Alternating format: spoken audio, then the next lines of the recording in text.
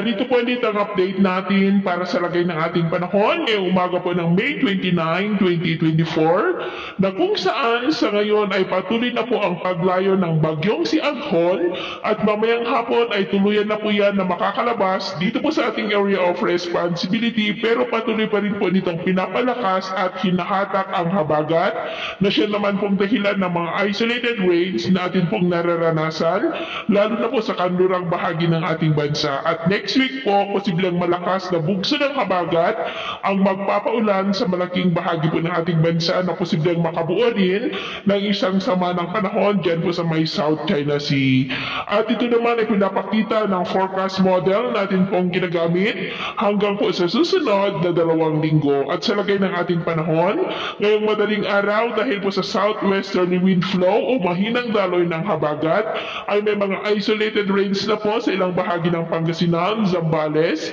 Bataan, Metro Manila, Batanes, Cavite, ilang bahagi ng Quezon, Bicol Region, Occidental Mindoro, Northern Palawan, ilang bahagi ng Panay Island, Negros, ilang bahagi ng Cebu, Bohol, Northern Leyte, Catarman, ilang bahagi ng Eastern Samar, Sulu Archipelago at Zamboanga Peninsula. At mamaya po ay sisikat pa rin ang araw sa malaking bahagi ng ating bansa pero may tsansa pa rin ng maulap na kalangitan with isolated rains dulot ng southwesterly wind sa extreme northern Luzon,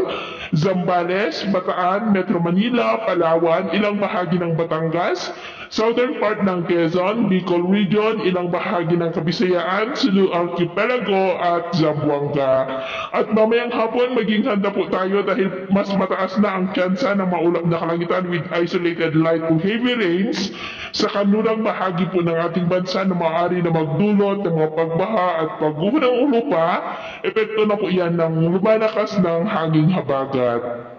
At sa atin naman pong mabaybayin, wala naman pong nakataas na gale warning signal sa malaking bahagi ng baybayin ng ating bansa maliban mo sa mga baybayin ng Batanes na ang mga